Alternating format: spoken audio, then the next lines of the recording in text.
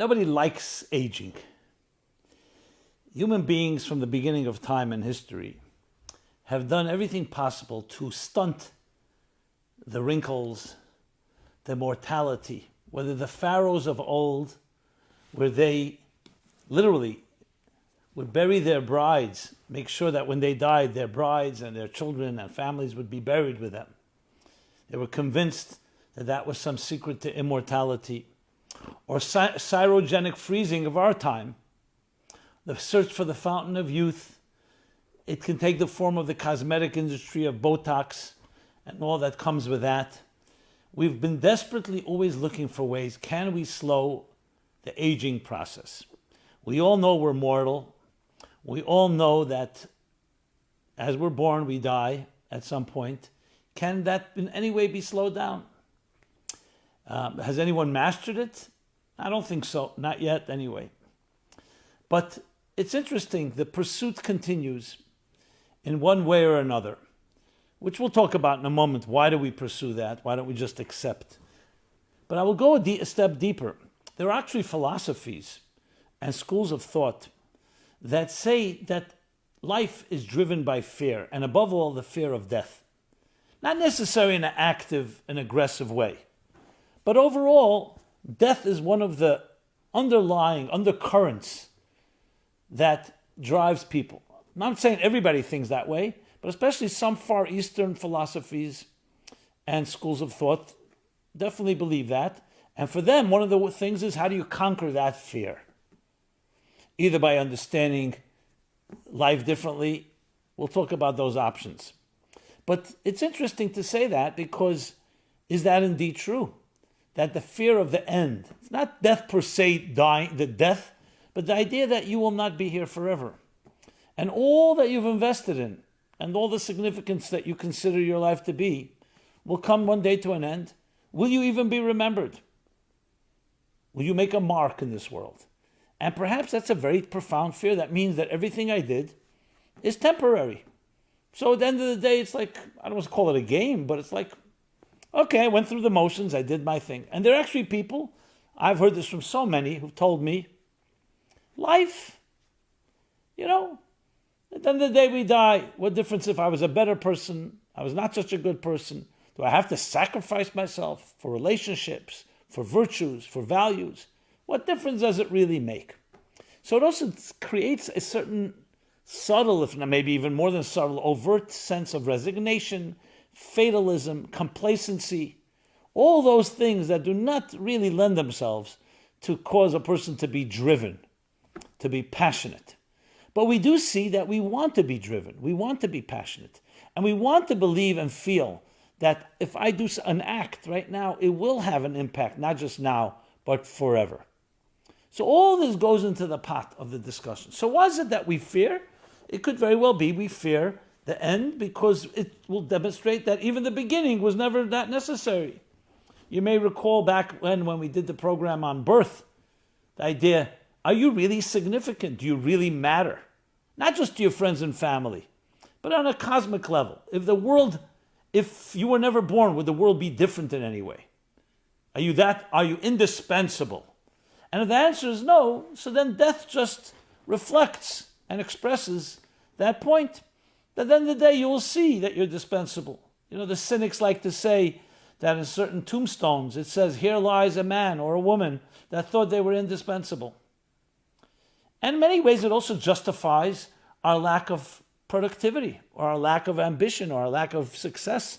We can say, hey, what difference does it make? So this person worked a lot harder than me, and where'd they end up? The same place I ended up. So I want to address that. And of course, it touches upon the very nature of what aging is all about and what life is really all about. So why do we try to slow down the process? Because as long as we're in the middle of the party, why stop it? Why should we turn into pumpkins at midnight in the Cinderella story? If we can stop it, if we can control our wrinkles, if we can control our cheeks, if we can control other parts of our body to look young and vibrant, it makes a person feel more confident, more self-esteem. People like me. I look impressive. Even though I'm 60, I look like I'm 30. Now, this is a compliment for people. And God bless everybody. But let me ask you this. How much is that built on superficiality? And what happens at some point where you can't stop the process? You're 90 years old. Yes, maybe you can control the wrinkles if you have enough money, and your nose jobs or liposuction or Botox. Even then, I mean, sometimes you look at people, they look grotesque, to be very blunt. Yes, they don't have the wrinkles, but their face, they smile, you see, looks plastic. Looks like something's wrong. But they'd rather be able to at least look in the mirror and say, who's the prettiest one of them all? And I'm not here to criticize the industry or people. I understand the drive. We want to be liked. We want to look good. We want to look young. But where are the values, for instance, of wisdom and experience? The older you get, the more wisdom and experience you have by definition. Even though it does say, an interesting statement in the Talmud, that the fools, as they get older, they become more foolish. The wise, as they get older, they become wiser, like vintage wine. But nevertheless, a person going through life, we know ideas, more eternal ideas, values, experience. That's not truly valued in our society, let's be honest. Older people are either mandatory retirement or semi-retirement. And look down, move off the center of the stage. You had your day, now we're moving in. So there's much to be said about youthful exuberance, youthful energy, and that drive, where you may not have that when you get older. But what about the value of actual experience and wisdom? In the Torah, in the Bible, there's an expression, ask your father and he will tell you. Ask your grandfather and he will relate to you. The idea of learning through the trial and error of those that preceded us, does that have any value to anybody? So if you look at it in society, if you talk about a superficial life, yes, superficiality drives your life. It makes total sense. Whatever you can do to slow down the physical aging, so be it. But let me tell you what the mystics say. The soul never ages. You know why? Because the soul was not the subject to time and space as we know it.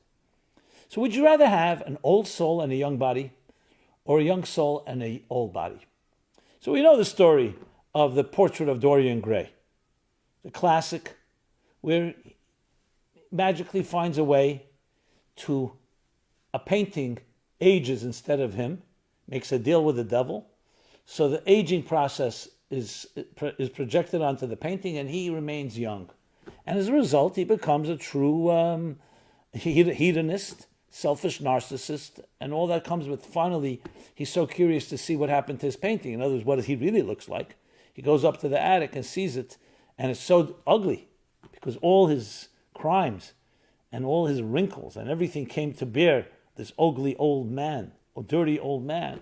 He goes ahead and cuts the painting, and of course, in the process, the deal is broken and he dies because the aging goes back to him and the painting remains the young Dorian Gray. So, are we all ready to sell our souls in that fashion? Don't answer so quickly, because when push comes to shove, some people would do things that would be even appalling to ourselves. My point here is not to drive that point home. My point is to talk about another perspective, and that perspective is the soul. When you see soul matters as priority and the body as the vehicle to your soul, everything changes. Yes, a body should be beautiful. A body should be vibrant. A body should be full of zest and full of passion and full of energy. But it's at the end of the day a vehicle. It's a car filled with gas. Maybe it's a great car. Unfortunately, we live in a society that worships the body more than the soul.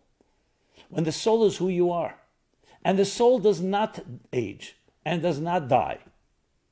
The soul is expressed, and this is not a religious soul. We're talking about the soul as expressed in your value systems, the eternal values that you hold on to, your love, truths, transcendence, the things that are not subject to mortality, to time and space as we know it.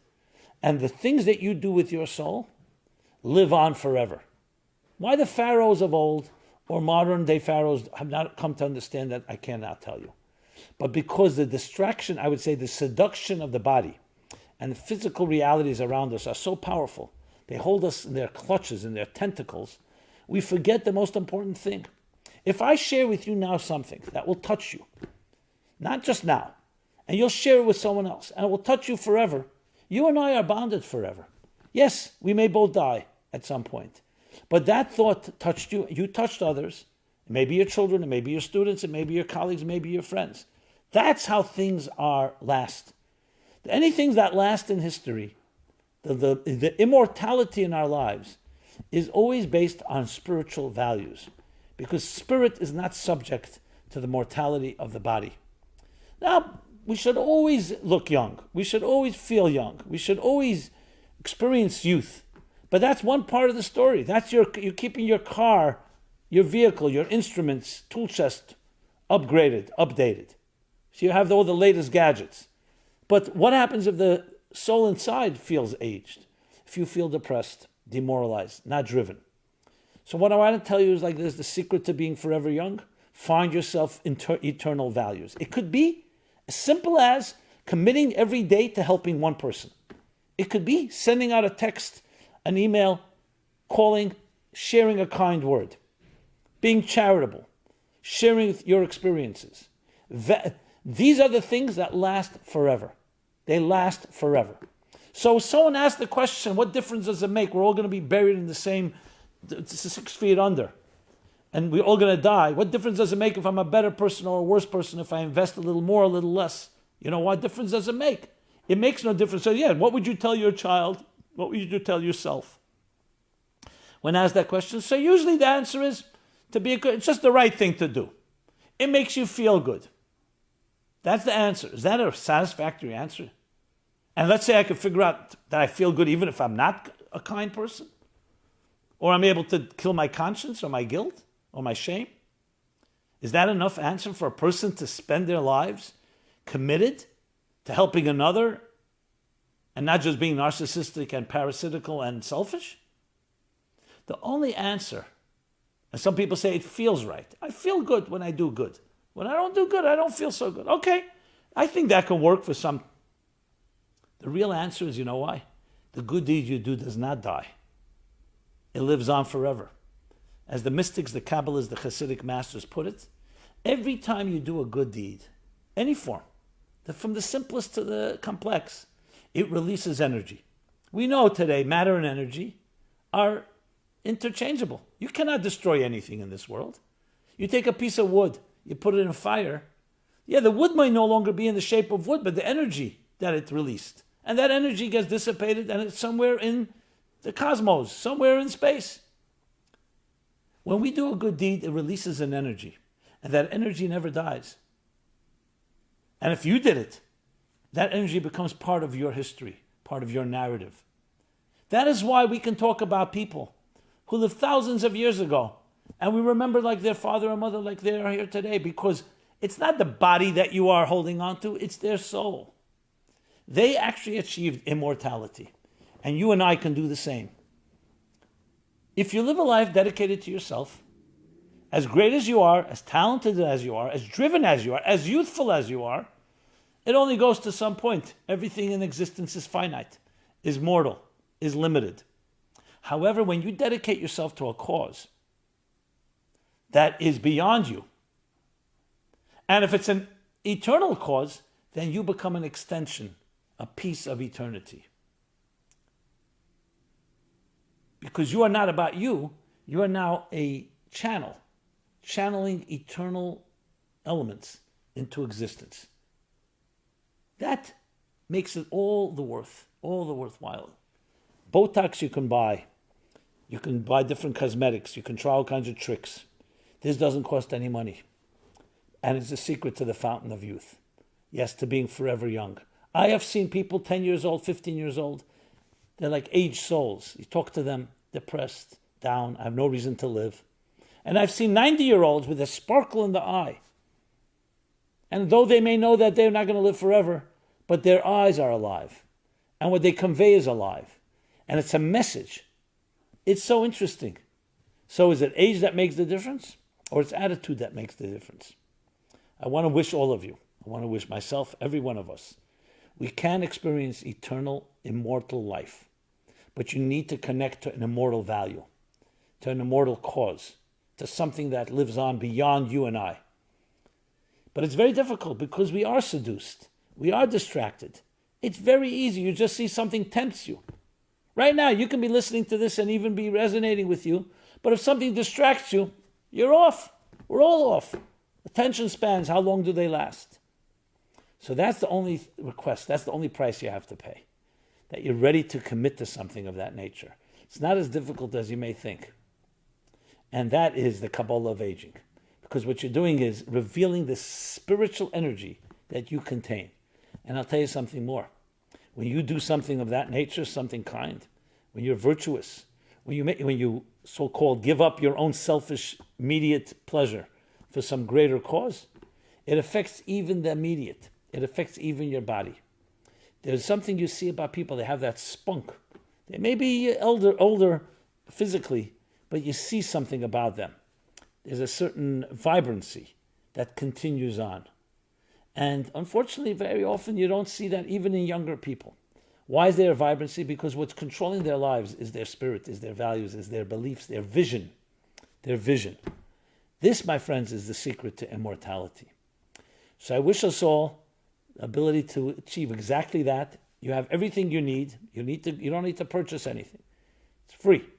It's a soul beating right now inside of you, just asking for you to pay attention to it. Speak to it. Let it speak to you. Nurture it. It will nurture you in return.